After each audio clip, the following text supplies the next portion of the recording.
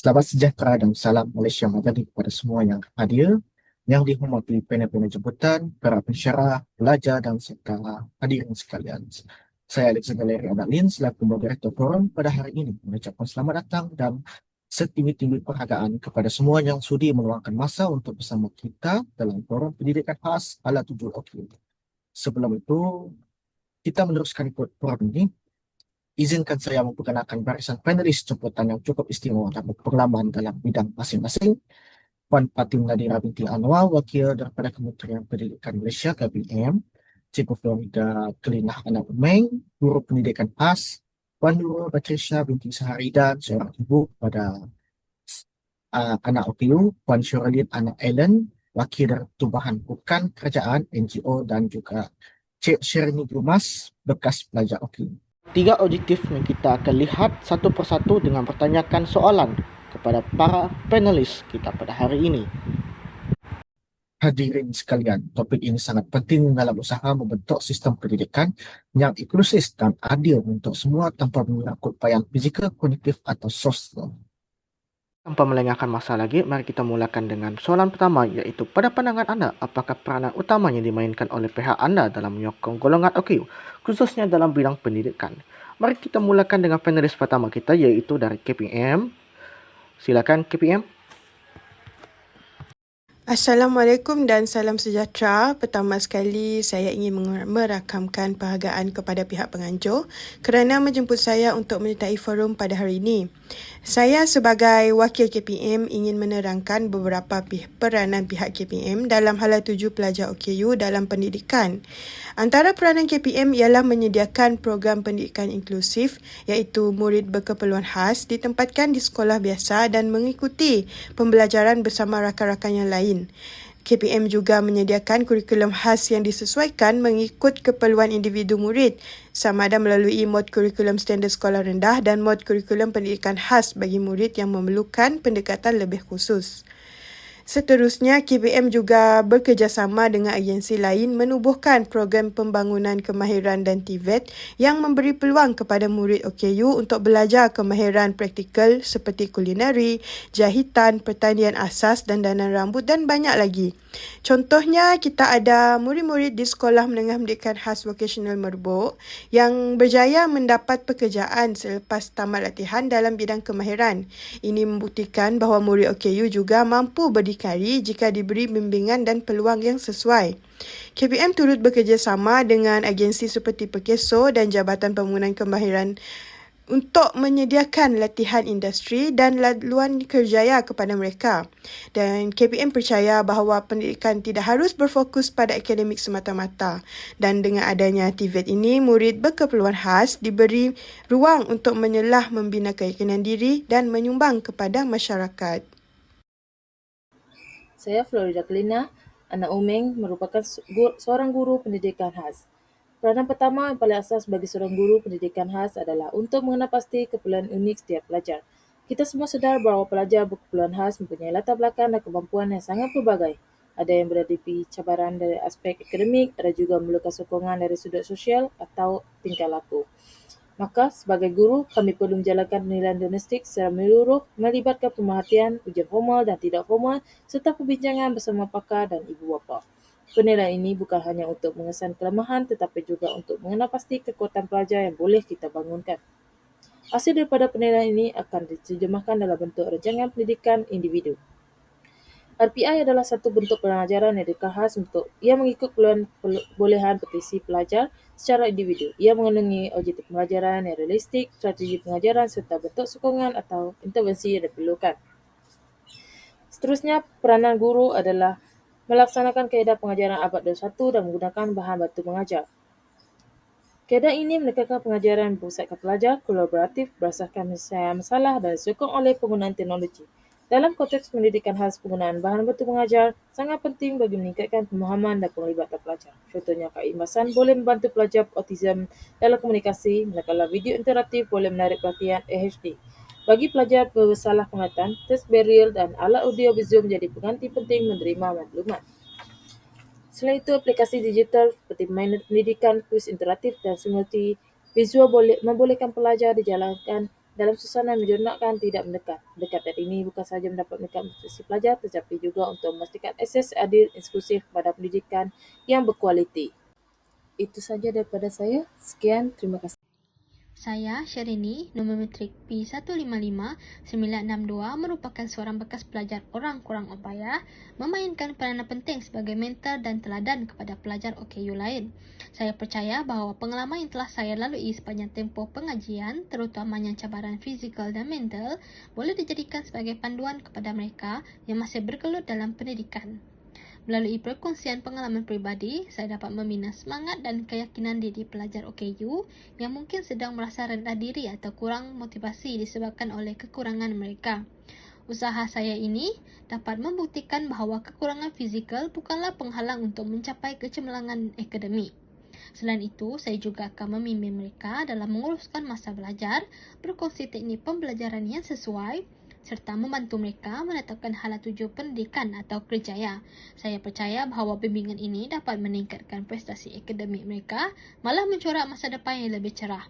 Seterusnya, saya juga akan mempromosikan pendidikan inklusif yang memberi peluang sama rata tanpa mengira latar belakang pelajar. Pendidikan inklusif ini bermaksud murid tipikal dan murid berkeperluan khas belajar bersama dalam satu komuniti sekolah. Ini termasuk murid yang mengalami masalah fizikal, emosi, tingkah laku, masalah pembelajaran dan kelemahan asas 3M. Terdapat dua bentuk pelaksanaan pendidikan inklusif, iaitu pertama, inklusif penuh. Inklusif penuh ini merujuk kepada murid berkeperluan khas mengikuti keseluruhan sesi pembelajaran di kelas biasa, namun nama mereka masih kekal di dalam kelas pendidikan khas. Mereka ini juga berpeluang menduduki peperiksaan awam sebagai murid seperti murid lain. Kedua, inklusif separa atau integrasi. Inklusif ini merujuk kepada murid berkeperluan khas hanya menyertai kelas biasa untuk mata pelajaran tertentu sahaja dan selebihnya kembali ke kelas khas. Pendidikan inklusif ini sangat penting kerana dapat membantu murid OKU dari segi pembelajaran dan bahasa serta meningkatkan kemahiran sosial mereka. Ini penting untuk persediaan ke alam pekerjaan nanti. Baiklah, seterusnya saya merupakan wakil NGO. Saya akan membincangkan tentang peranan NGO dalam membantu hala tuju golongan OKU. Yang pertama, saya akan mulakan dengan membincangkan peranan yang pertama, iaitu NGO memberikan pendidikan dan latihan kemahiran. Ramai OKU tidak dapat menyesuaikan diri dengan sistem pendidikan arus perdana akibat kekurangan fizikal, kognitif ataupun sosial. Oleh itu, NGO tampil dengan menyediakan pendidikan alternatif iaitu melalui latihan vokasional yang bersesuaian dengan keupayaan individu OKU. Sebagai contohnya, Majlis Perkhidmatan Masyarakat Sabah telah melaksanakan program pembukaan pekerjaan yang merangkumi latihan pemulihan serta penempatan kerja. Antara latihan yang ditawarkan termasuk refleksologi, kemahiran komputer asas, pembuatan kraftangan seperti bakul dan sabun, serta pertanian. Latihan ini bukan sahaja dengan dapat membantu OKU memperoleh kemahiran, malah memberi peluang untuk bekerja dan membina identiti mereka sebagai individu yang produktif. NGO menerima OKU yang ditolak daripada sistem pendidikan biasa dan memberi peluang kepada mereka untuk belajar mengurus diri sendiri. Peranan NGO yang kedua adalah menyediakan bantuan kewangan. Golongan OKU sering menghadapi cabaran dari segi kewangan, sama ada untuk kelangsungan hidup atau untuk menggunakan perniagaan. Ramai daripada mereka tidak mendapat peluang pekerjaan dan masih bergantung kepada keluarga atau institusi. Oleh itu, NGO dan agensi berkaitan tampil memberikan bantuan dana bagi menampung keperluan asas dan juga sebagai modal permulaan. Sebagai contohnya, Persatuan Orang Buta Malaysia turut menubuhkan adanya kedai franchise, satu inisiatif yang membuka peluang kepada OKU untuk membuka perniagaan dengan dibina secara berterusan. Daripada saya, wakil NGO. Saya Nurul Batusha binti Saharidan, seorang ibu anak OKU. Saya percaya bahawa peranan ibu bapa sangat besar dalam menyokong pendidikan anak-anak istimewa ini. Pertama sekali, kami perlu mendapat pengesahan daripada pakar kesihatan bagi mengenal pasti jenis ketidakupayaan anak supaya kami tahu apakah rawatan atau terapi yang sesuai untuk membantu perkembangan anak kami. Pemantauan perkembangan sejak awal serta kehadiran ke pemeriksaan berkala sangat membantu dalam mengesan sebarang kelewatan atau masalah pembelajaran. Setelah disahkan, kami boleh memohonkan OKU yang menjadi kunci akses kepada pelbagai kemudahan pendidikan dan sokongan. Yang kedua, ibu bapa memainkan peranan penting dalam memberi sokongan emosi dan sosial kepada anak. Kami perlu sentiasa memberikan dorongan, pujian dan kasih sayang yang berterusan agar anak kami dapat membina keyakinan diri. Selain itu, kami juga galakkan mereka untuk menyertai aktiviti sosial supaya mereka dapat belajar berinteraksi dengan orang lain dan menyesuaikan diri dalam masyarakat. Seterusnya, kami perlu mengenal pasti peluang pendidikan berdasarkan potensi anak kami. Dengan adanya kad OKU, kami boleh membuat rancangan awal untuk menghantar anak ke sekolah khas seperti PPKI. Malah, pihak kerajaan juga menyediakan allowance murid berkeperluan khas serta meringankan beban kami dan memastikan anak kami terus mendapat pendidikan yang sepatutnya. Akhir sekali, kami harus mencari dan mengenal pasti peluang latihan pekerjaan yang sesuai dengan kebolehan mereka. Contohnya program OKU Talent Enhancement Program yang dianjurkan oleh Kementerian Sumber Manusia yang memberi peluang kepada anak-anak OKU untuk mendapatkan latihan kemahiran dan seterusnya penempatan pekerjaan. Ini membantu mereka berdikari dan menyumbang kepada masyarakat. Kesimpulannya, ibu bapa bukan sahaja penyokong utama dalam pendidikan anak OKU, malah menjadi penggerak ke arah masa hadapan mereka. Dengan sokongan yang tepat dan kesedaran awal, anak-anak ini mampu berdikari dan mencapai potensi sebenar mereka. Terima kasih. Itu saja daripada saya. Terima kasih kepada semua panelis atas perkongsian yang bermakna. Pendekatan holistik dalam menyokong pendidikan golongan OKU melibatkan beberapa pihak utama. Kementerian Pendidikan KPM memainkan peranan asas dengan menyediakan dasar pendidikan inklusif, sekolah khas, latihan guru serta kemudahan fizikal dan teknologi bantuan. Guru pendidikan khas daripada Cikgu Flo pula menyusun pengajaran berdasarkan kepada keperluan individu setiap pelajar agar mereka mendapat peluang yang seimbang. Seterusnya, daripada bekas pelajar OKU memberi inspirasi melalui pengalaman peribadi, membuktikan bahawa cabaran boleh diterbalikkan dengan sokongan yang tepat. Sementara itu, NGO menyediakan latihan kemahiran dan bantuan kewangan, membuka laluan kepada peluang pekerjaan. Dan di samping itu, sokongan daripada ibu bapa adalah kunci melalui pengesahan awal dan bimbingan emosi serta perancangan masa depan anak. Kesimpulannya, kejayaan pendidikan OKU bergantung pada kerjasama erat antara kerajaan, guru, bekas pelajar, NGO dan ibu bapa. Satu usaha bersama untuk merealisasi prinsip pendidikan untuk semua. Sekali lagi terima kasih kepada semua panelis atas pandangan yang sangat bernas. Sekarang kita akan pergi ke pusingan kedua untuk menyimpulkan beberapa cabaran utama yang dihadapi oleh guru pendidikan khas dalam menyediakan pengajaran yang berkesan kepada murid OKU. Cabaran yang dihadapi oleh guru yang pertama adalah kekurangan latihan dan pengetahuan profesional. Walaupun ada guru yang telah menjalani latihan asas, realitinya tidak semua guru dilatih secara khusus untuk mengendalikan pelajar berkeperluan khas secara efektif. Kami perlu faham bahawa pelajar dalam program pendidikan khas terdiri daripada pelbagai kategori kecacatan. Setiap kategori memerlukan pendekatan strategi pengajaran serta teknik komunikasi yang berbeza. Namun begitu, ramai guru yang tidak memiliki pendedahan mendalam atau latihan berterusan yang dapat membantu mereka memahami ciri-ciri unik dan keperluan spesifik pelajar. Akibatnya, berlaku situasi di mana kami terpaksa belajar sendiri melalui pengalaman atau menggunakan pendekatan umum yang mungkin tidak berkesan sepenuhnya kepada pelajar berkeperluan khas. Seterusnya adalah kekurangan sumber dan kemudahan fizikal. Masih banyak sekolah di negara ini, terutamanya di kawasan luar bandar dan pedalaman, tidak mempunyai kemudahan asas seperti laluan kursi roda, tandas khas dan atau bilik terapi yang sesuai. Tanpa kemudahan ini, pelajar berkeperluan khas sukar untuk bergerak bebas dan berinteraksi secara aktif di sekolah. Selain itu, terdapat juga kekurangan bahan bantu mengajar yang khusus dan relevan dengan keperluan pelajar.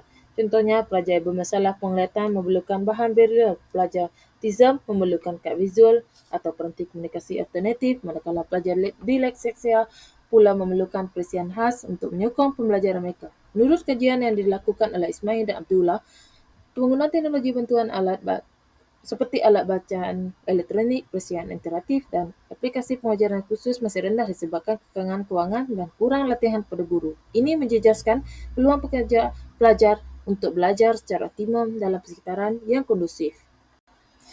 Itu saja daripada saya. Sekian, terima kasih. Izinkan saya membincangkan dua cabaran yang memberi kesan besar kepada kami sebagai ibu bapa. Pertama, kekangan daripada aspek pengetahuan awal mengenai ketidakupayaan anak kami. Sebagai ibu, saya menghadapi kesukaran apabila anak saya disahkan mempunyai autism. Saya kurang jelas tentang apakah langkah-langkah yang perlu diambil selepas diagnosis tersebut. Tiada panduan yang jelas diberikan dan saya terpaksa bergantung sepenuhnya kepada usaha sendiri untuk mencari maklumat melalui internet, kumpulan sokongan atau bertanya kepada ibu bapa lain yang senasib. Kekurangan maklumat yang tepat dan tersusun ini menyukarkan kami untuk membuat keputusan terbaik bagi pendidikan anak dan secara tidak langsung boleh menjejaskan perkembangan pembelajaran anak-anak OKU. Kedua, akses yang terhad kepada perkhidmatan sokongan pendidikan dan intervensi awal. Ramai ibu bapa tidak mengetahui tentang kewujudan program khas seperti Program Pendidikan Khas Integrasi PPKI, khidmat terapi percuma atau bantuan kerajaan yang tersedia. Tambahan pula, terdapat kekangan dari segi lokasi, birokrasi dan kekurangan maklumat yang menyebabkan ibu bapa sukar untuk mendapatkan sokongan yang diperlukan tepat pada masanya. Saya sendiri pernah mengalami kesukaran apabila pusat pendidikan khas terlalu jauh dari tempat tinggal dan proses mendapatkan kad OKU mengambil masa yang lama disebabkan kurangnya bimbingan yang jelas daripada pihak berwajib. Sebagai penutup, saya ingin menegaskan bahawa hala tuju pendidikan khas perlu merangkumi pendekatan yang menyeluruh, bukan sahaja dari segi kurikulum sekolah, malah melibatkan sokongan kepada ibu bapa yang menjadi penggerak utama dalam pendidikan anak-anak di rumah. Sokongan berbentuk maklumat, emosi dan logistik amat penting agar ibu bapa tidak berasa terasing dan terbeban dalam menjalankan tanggungjawab mereka. Saya berharap agar perkongsian ini dapat membuka ruang kepada penambahbaikan sistem pendidikan khas di negara kita demi masa depan anak-anak berkeperluan khas yang lebih cerah dan seimbang. Sekian, terima kasih. Itu saja daripada saya. Saya juga ingin berkongsi cabaran yang dihadapi oleh NGO. Antara cabaran utama ialah masalah kewangan. NGO bukanlah organisasi berasaskan keuntungan, maka untuk menjalankan sebuah program atau perkhidmatan, kami sangat bergantung kepada sumber luar seperti derma awam, tajaan korporat dan geran daripada kerajaan. NGO di Malaysia sering berdepan dengan kekangan bajet yang menyukarkan kami untuk menjalankan program bantuan pekerjaan, pendidikan, latihan vokasional atau perkhidmatan pemulihan untuk OKU secara berterusan. Tanpa dana yang mencukupi, kami terpaksa menghadkan bilangan peserta OKU, mengurangkan tenaga kerja atau memotong modul latihan yang sebenarnya penting untuk perkembangan kemahiran OKU ini. Terdapat cadangan iaitu agar geran tahunan atau untuk program NGO disediakan. Melalui cara ini, NGO OKU boleh memohon geran untuk membuka perniagaan yang dapat memberi peluang pekerjaan kepada OKU. Ini menunjukkan betapa pentingnya sokongan kewangan berterusan supaya objektif jangka panjang kami dapat dicapai. Cabaran yang kedua merupakan perkhidmatan institusi yang tidak memadai untuk semua OKU.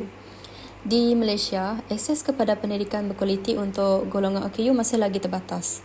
Jadi ramai dalam kalangan OKU, terutamanya mereka yang mempunyai keperluan tinggi seperti autism tahap teruk, tidak mendapat tempat dalam sistem arus perdana maupun dalam program NGO kerana kekurangan kemudahan yang sesuai. Sebagai contoh, kebanyakan program NGO hanya mensasarkan OKU ringan sahaja hingga tahap sederhana kerana mereka mempunyai keupayaan tertentu yang boleh dibentuk atau dilatih.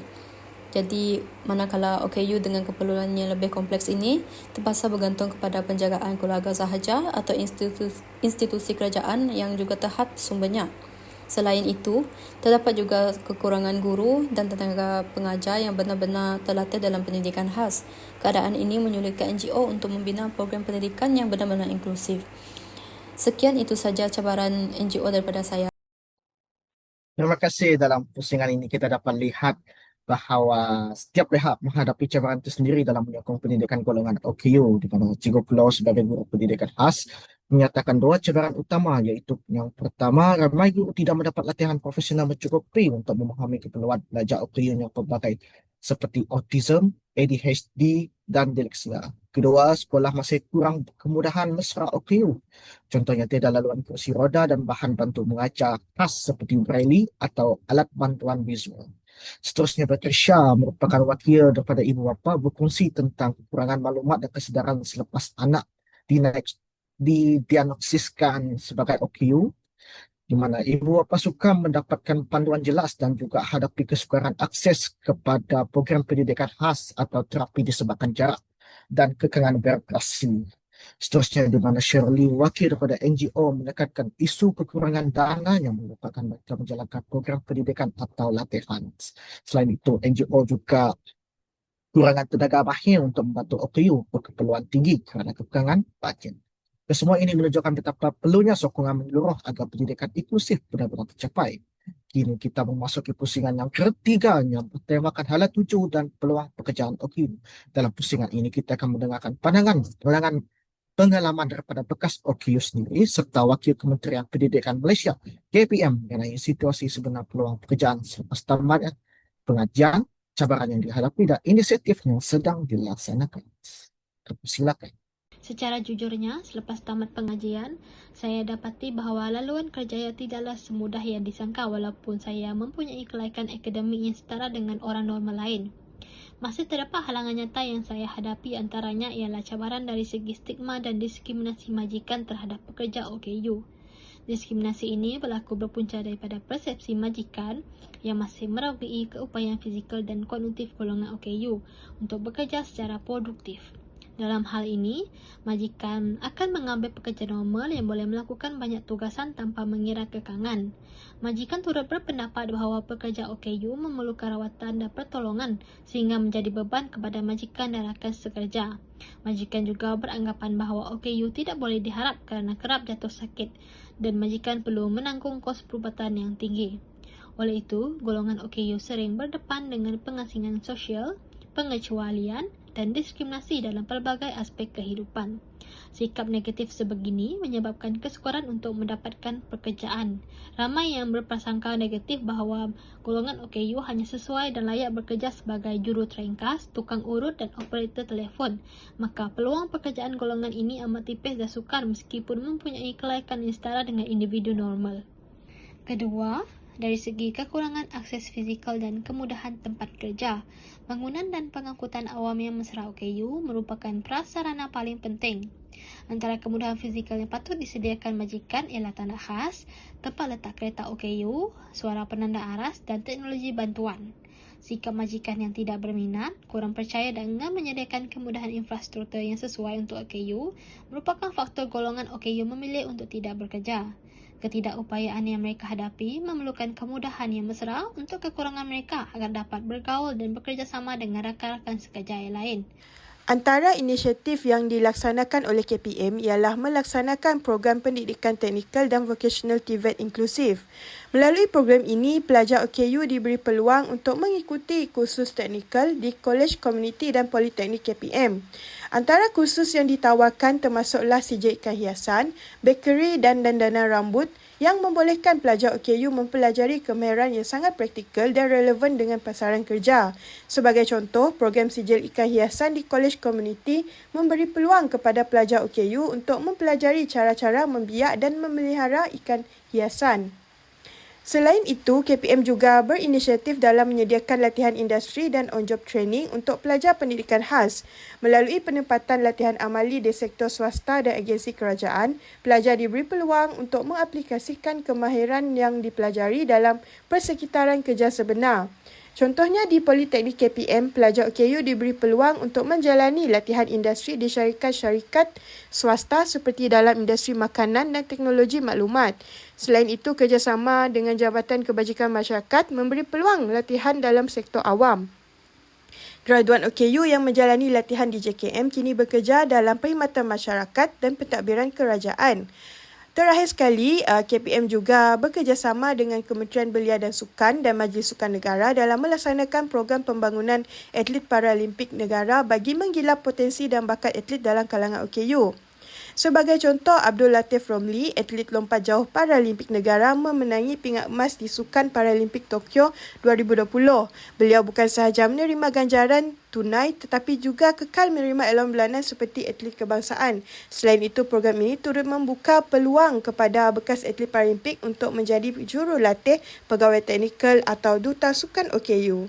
Terima kasih kepada Cik Syerini dan juga Fatin atas perkongsian yang sangat memana. Kita faham bahawa graduat OKU masih menghadapi cabaran stigma, diskriminasi dan kekurangan kemudahan di tempat kerja. Manakala dari sudut KPM pula pelbagai inisiatif telah dilaksanakan antaranya program TVET inklusif yang memberi peluang pelajar OKU mempelajari kemahiran artikel. Terima kasih kepada semua panelis atas perkongsian yang sangat bermakna sepanjang forum ini berlangsung. Dari perbincangan tadi, dapat kita simpulkan bahawa pendidikan khas bukanlah sekadar satu sistem sokongan, tetapi satu komitmen kolektif yang memerlukan kerjasama pelbagai pihak demi menjamin masa depan golongan OKU. Jadi saya ingin ucapkan ribuan terima kasih kepada semua ahli panel, penganjur dan para peserta yang menjayakan forum ini. Semoga segala ilmu dan pandangan yang dikongsikan menjadi pemangkin kepada perubahan yang lebih positif dan sistematik dalam pendidikan khas negara kita. Saya akhiri dengan pepatah iaitu kapal berlayar di lautan biru, terbang tinggi meraih cita-cita. Sekian forum kita kami sajikan untukmu. Terima kasih atas segala dukungan yang ada. Sekian, terima kasih. Moderator anda, Alexander Lerik.